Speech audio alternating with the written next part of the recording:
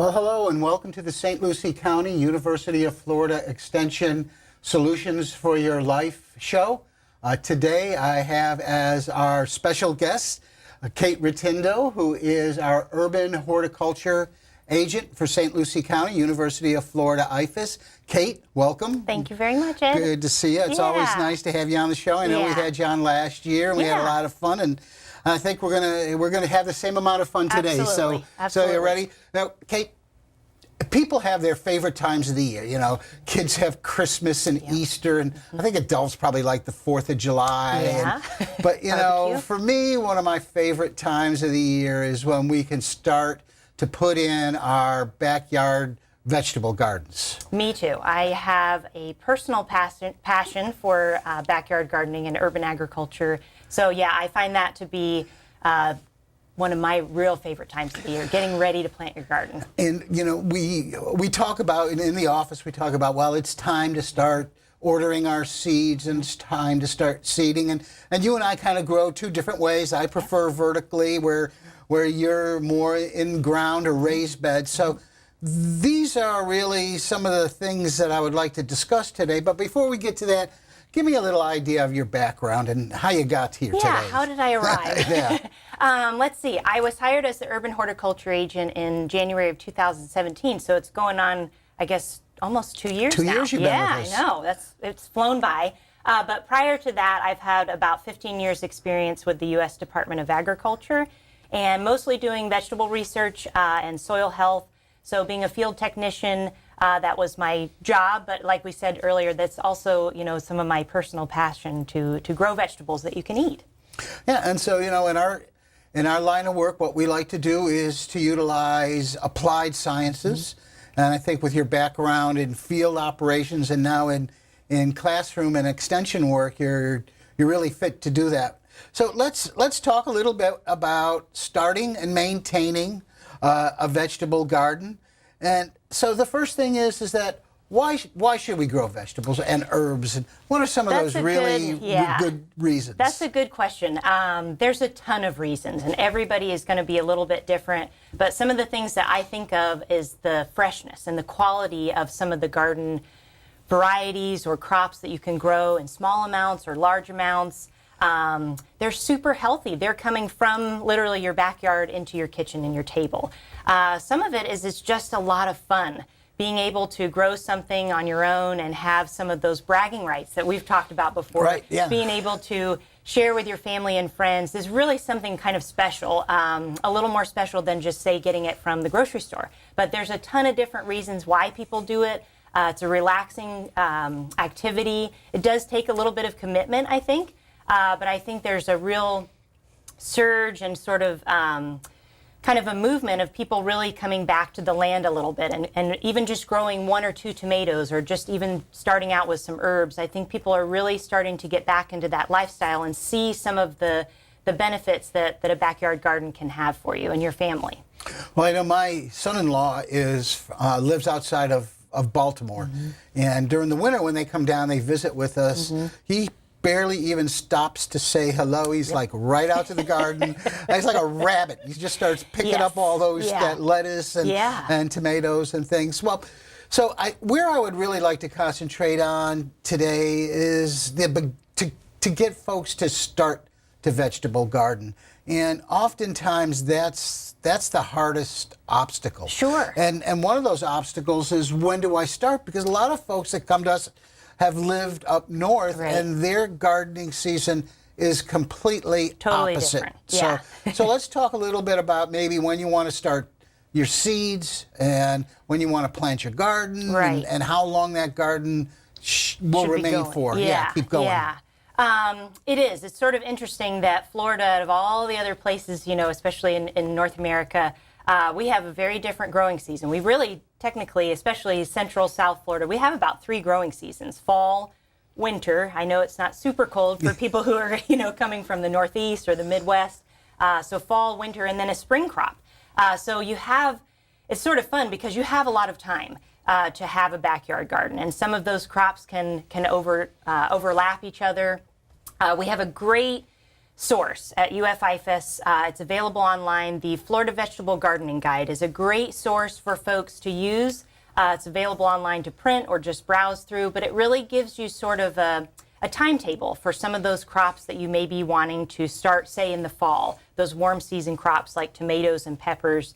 When we start things, oftentimes the rest of the country is really wrapping up their summer harvest, but that's one of the things, we can have Christmas time tomatoes, which is really significant for our family and friends to get to come, and maybe they're buried in snow. So, well, yeah, and that's another thing. If you can get the right variety of tomato in the ground in time, sometimes you could even have a tomato or two for Thanksgiving. But you could definitely have lettuce. Absolutely, absolutely. And like we talked about a little bit, it really depends on those varieties. And I know we'll talk a little bit about seed versus transplant, but looking for those varieties that say maybe are early maturers, that maybe you do want to have tomatoes ready for your Thanksgiving dinner. It's really important to do a little bit of homework on the front end, planning that garden and knowing what varieties will work well, in your area, whether you're really South Florida or Central Florida. And we can always, help you. That gardening guide is a great guide for folks to kind of start out with their garden plan. Well, to the beginning vegetable farmer, the beginning homeowner vegetable farmer, what advice would you provide for them?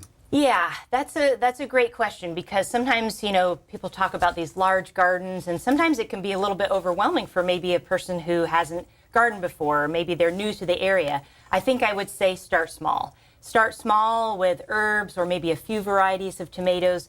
Also, something that you're actually going to eat. You're really going to enjoy gardening more if you're growing something that your family is actually going to go out and pick and really be able to incorporate into your dinners or your lunches on the weekend. But starting small is oftentimes, you can always get bigger. If you think of it that way, don't bite off too much more than you can chew. But a few varieties starting off would be probably my best advice if you're a novice or beginner. And then everybody learns something every season. Even if you've been gardening for 100 years, you're still going to learn something every single season. So starting small is often a good idea. So you talked a little bit before this on planning your garden. What exactly would go into those plans? Like I said, some of the planning of what you want to put in your garden. What are those things you're going to enjoy to eat? The timing, definitely. The site selection. That's before you even decide what you're really going to, where you're going to put it. Where you're going to put it is really a good thing to kind of take a step back and go out into your yard, whether it's a little postage stamp yard or maybe it's a back patio. You really want to make sure that you have a site that has about 6 to 8 hours of full sun. I know, especially here in South Florida, we get a ton of sunlight, and it seems like how can you not have enough sunlight? But things that are, in the shade or maybe partial shade, they may do okay. They may not produce as much, but that 6 to 8 hours of full sun is really what we recommend. So, planning that garden, the very beginning part of it is really that site selection is a good idea to go out and see where your garden is going to do the best. And you're going to want that somewhere close to your back door. So if you need I need a little bit more pinch of this for a sauce that you're making, it's right there. Right. And then also you probably want to keep it as close as you possibly can to a water spigot. Yeah, absolutely. So you have that. So those are the sorts of considerations. Yeah. Well, good. And so we talked about site selection, and now we also have a number of different ways that you can start a garden. You could go out and purchase seedlings, or you can order seeds. So what are your thoughts on seeds versus seedlings? Right, and there's benefits and challenges. I won't say negative things, but challenges to each one of those things.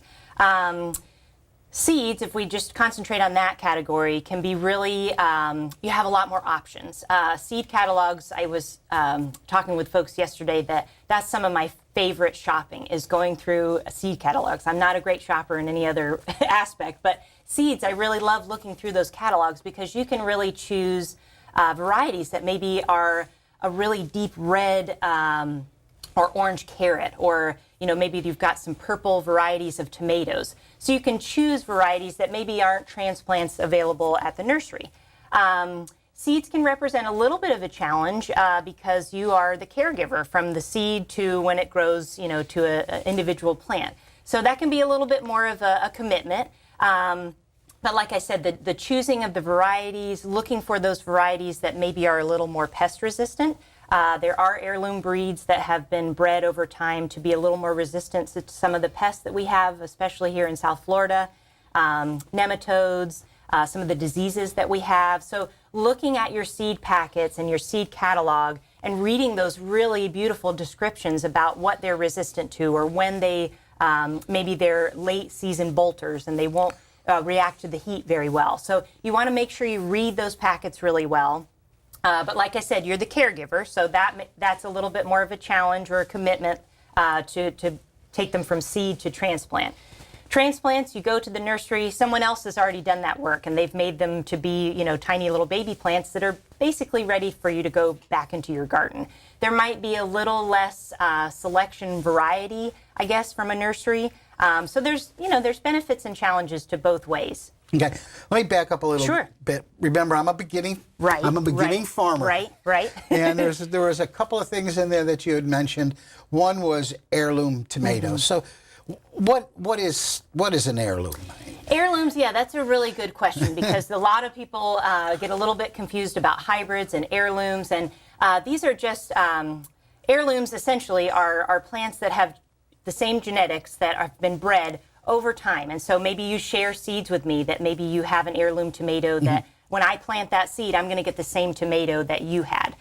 Some of these varieties, if you read in your seed catalogs or on your seed packet, some of them have been, saved and replanted and saved the seed, and they get passed on for many generations. So it's sort of a neat, some people strictly only use heirloom varieties. Some of them are a little bit different than maybe the commercial varieties that are available in the grocery store. So it just gives you a little bit more variety. Yeah. Yeah, and the other term you threw out there was bolting. All right, yeah. So let's talk about that a little bit, because it is important in Florida with the warmer climate. Yeah, and we have, like we talked about, obviously it stays really warm here most of the year, or fairly mild in the wintertime. But lettuce is one of those things that we want to talk about, some of the greens. But lettuce especially, when it gets really hot, it can tend to bolt. And what that means is it sends up, instead of making nice, lush pieces of greenery that you're cutting and putting into your salad,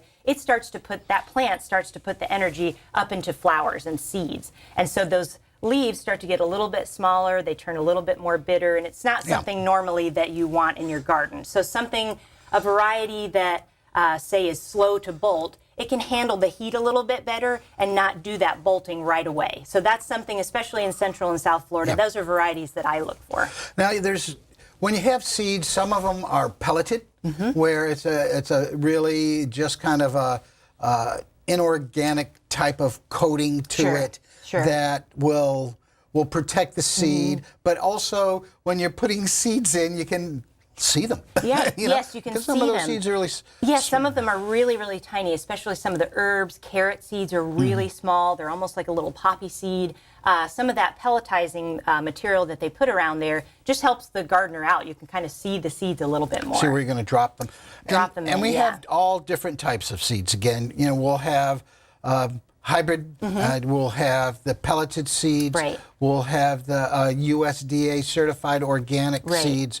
So all of those are available to you with the certain traits that those seeds have, so that the vegetable might not end up with nematodes or again small little microscopic worms that hit cause problems in the roots, or if it has some sort of a disease that is common to that particular plant. And that information should be on your seed, especially on the seed packet. A lot of times they'll have abbreviations for resistant to fusarium or verticillium, which is a fungal disease as well. So like we talked about, we just really want to look at those seed packets to see some of the traits that maybe those vegetables have that you want in your garden. So, and then with transplants, if you're purchasing transplants, and I've purchased them before, but one of the things you really need to be careful about is there any disease or if there's any insects on those transplants. So, and they come into the store, and they're probably disease free and insect, but they might sit in an area where the circulation's not as great, or someone's overhead watering. Sure. So it's really important to look at those plants. Yeah, to check them out and sort of see, like anything, when you go to the store, choose the healthiest one.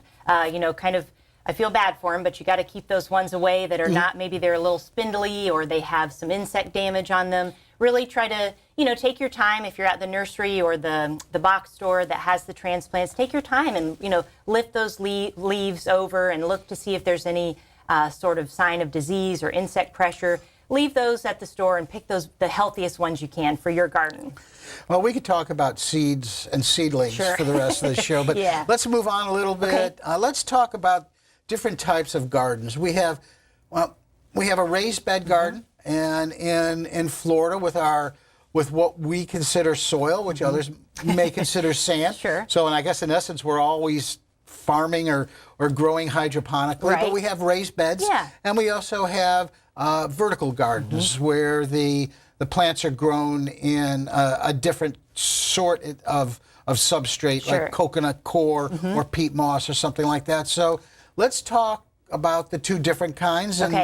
And let's start with raised beds. I think what's really neat, some of the really cool things that you can do in a backyard garden is you have so many options, whether you want to grow in the ground or you want to do raised beds or containers or hydroponics, and the mediums that you can choose from. I think that, not only choosing your varieties, but you have a lot of different creative ways to make your garden. I do a lot of things in raised beds and containers at home because, like you said, we have some pests in the soil that are difficult to work with in our backyard garden. So when you have really any type of raised garden or even hydroponics or containers, you are the master of the inputs. And so you put in those materials that are going to be best for your garden. So we talked a little bit yesterday about some of the mediums that you can use in a raised bed or containers. And you really want to make sure that you have a nice, fluffy substrate that isn't too soggy when you get to water. It's not too dense. You really want to make sure that it drains well.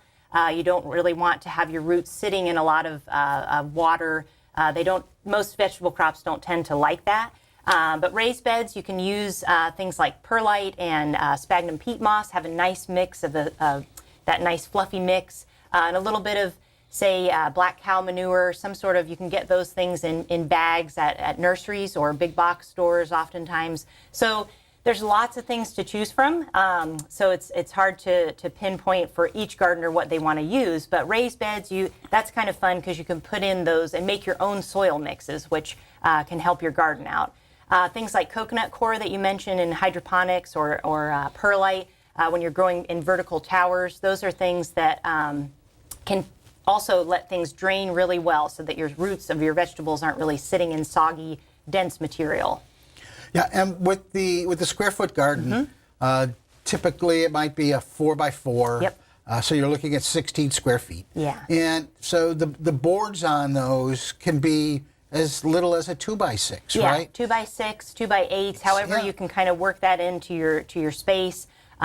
People have used reclaimed wood. We've talked a little bit about pallet gardens where people are using kind of unorthodox containers or pieces of substrate that you can sort of build your containers out of, which is, you look anywhere online, there's tons of different plans that you can construct different raised beds or containers out of. So really kind of the sky is the limit, just making sure that the wood that you're using is fairly clean and isn't really soaked in any chemicals that you may want to avoid having direct contact with your soil or with your roots. But yeah, 2x6s, people use metal or concrete blocks or pavers are also good. Those last a really long time. So it's just kind of the sky is the limit for the containers, which is kind of cool. It is. So do your research, plan your garden, and you'll figure out what type of garden, what size of garden, and then on a square foot garden, 4x4, you have 16 square feet there.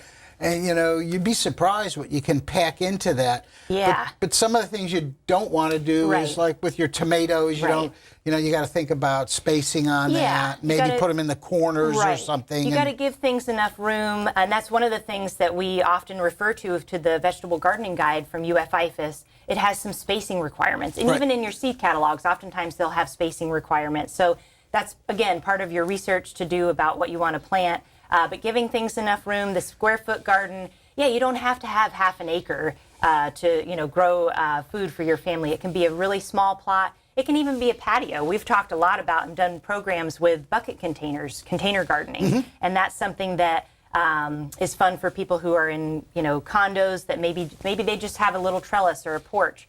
That they don't necessarily have any ground to have a garden in, but a bucket garden works great as well. And that's a small, those are small containers as well. So you can get a lot of food out of it. Yeah, and my son's girlfriend lives down in Abacoa, and I'd help build a bucket for her, and we put in, I think it was peppers. Nice. And she calls me, and you would think that she just germinated and grew 50 acres of peppers. But the point was is that she had them on her back porch. Right. And again, she had the 6 hours of sun. Right. And with some of those containers, they're just so easy to maintain. They really and to are. water. Yeah, the self-watering buckets that we've taught programs on. Earth boxes is a commercial variety of really a self-watering sort of container that a lot of people use and that have had great success with. But the fun thing about containers too is that, say you have your garden and it's only getting a few hours of sunlight, you can actually move those containers, which with a raised bed or a square foot garden, you can't necessarily, once you do it, it's in the ground. Now some of those earth boxes also come on wheels. Yep, with wheels, yeah. So let's talk a little bit about, we're in October, and good time to plant. Yeah. I mean, actually, if you wanted to, you could have gone back to the beginning of September. Sure. But, so the planting dates are crucial also for some of the tomatoes, because if you plant it too hot, you might get flowers, but they may not set, just fall off. Right, yeah. Tomatoes are one of those things that everybody wants to grow, and I don't blame them. I love growing. There's all kinds of cherry tomatoes, big tomatoes, indeterminate versus determinate. We've talked a little bit about that, where indeterminate are more of the wild childs of the garden, where they keep going and going and growing. Determinants, they get to a determined height and basically width, and that's basically it for them. So you have a lot of variety with that. But you do want to make sure that timing is correct. Tomatoes won't set fruit if it's too hot, especially in the evening, those evening temperatures. They need to be a little bit cooler. So October is a great time for tomatoes. Also for planting your lettuce, where maybe you want to be harvesting salads into January and February. And so we've talked a little bit before with clients about, and homeowners, with successional planting, where you want to, with your seeds, or even with your transplants, you want to start them 1 week and then maybe wait a couple weeks and start another batch, so that you're just constantly cutting and you don't even have to ever buy lettuce again from the store, at least for a few months. So, and also with that, on those seed packets, they'll tell you what the days to maturity is. Yes. So sometimes you're like, I don't want a tomato. I want it fairly fast. I'm impatient. I'm an impatient gardener. Yeah. and so, but some of those varieties will come on very early in the season. Right. And with that, you might be able to get 2 plantings. Sure. So, and that, like, again, we've talked about that planning, where we really want to make sure when I think there's varieties called Early Girl and things that, that it's in the name, but that's going to be an early setting tomato where you're going to have that fairly soon. Yeah. And again, they're a little bit more heat resistant, so that when if you do go from seed, now you're putting a seedling into the ground. Right. And when you put that seedling in, you want to make sure that root system that you've developed as nice and good white roots, and then you can just go ahead and transplant those. So so we've got our transplants in the ground, or our seeds in the ground, and everything's going well, except guess what? Pests. Yep. Surprise. Inevitably, right? Yes. Yeah. And that's every gardener. It doesn't matter. Like I said, it doesn't matter if you've been gardening for 100 years. Pests are still around. We get a lot of questions about that at the Extension office. The best thing I can do is to from an early start, even if you just have a container garden, or maybe you do have half an acre, is to scout your garden. Go out with your coffee or your tea in the morning, flip those leaves over, just see what kind of creepy crawlies or things that are going on in your garden. I do have to say that a lot of the insect species that are in our gardens most of the time are actually beneficial insects. So we really want to make sure that we know what we're dealing with before we take those measures to control them. We need those pollinators. We need the flies and the wasps and the bees to pollinate our crops. But we do, like you said, we do have plenty of pests here in South and Central Florida. But the best thing to do, even when things are very small, is to really scout your garden. In the early morning, or maybe it's in the afternoon, certain insects come out a little bit when the heat is out. And just check to see if you've got some things that are being chewed on, because you will definitely find the culprit eventually. Yeah. Well, and some of those pests are very tricky. For instance, the hornworm, tomato hornworm. Green as can be, and you don't see them, and all of a first sudden, glance you don't really see them, so you got to look hard. So then you start to see some of the chewing on the sides, the leaves, and things like that. So when you're scouting, even though you might not see a pest, those are some of the things that you want to look after. You might see some of the signs of that there is a pest there, and you want to make sure that you are scouting almost every day. If you can get out there, that's one of the great things about gardening is that it is a commitment, but it is one of those things that you're going to be out in that garden every day, I bet you, probably 2 to 3 times a day, maybe before work, after work, and then in the evenings. Even if you're not harvesting quite yet, you still need to be out there really just checking out, how your garden is. And maybe it looks great and you just are out there enjoying how beautiful it is. But yeah. And also, your cultural practices. If you're irrigating, make sure you're going to irrigate there at the root system, not over the top with your sprinkler system that's hitting the leaves. Yeah. Your plants are far enough apart so that you can get air circulation through them. So those are the sorts of setups, cultural practices you can take to help prevent those pests. Those are important points too, especially because, obviously if you're old or new to Florida, it's really humid here most of the year.